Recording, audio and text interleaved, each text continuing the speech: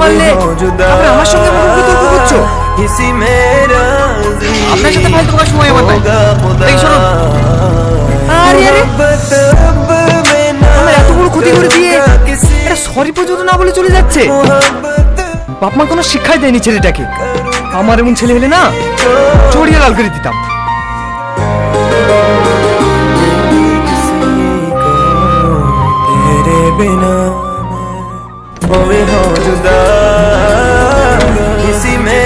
চলে এসেছি যান, 20 সেকেন্ড আগে চলে এসেছি।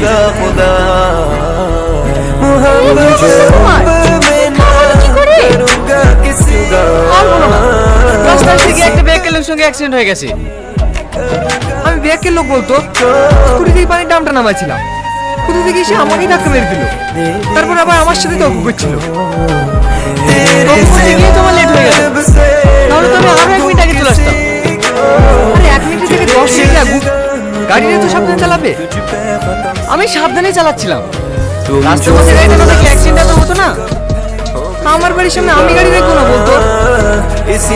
ওই সব বলতে লোকের কথা বাদ দেন, আপনি একটু রেস্ট করুন। এমনিতে আপনার হাঁটুটা অনেক ফুলে গেছে।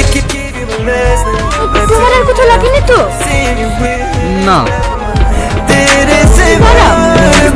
কিছু অর্ডার দিই ওইটা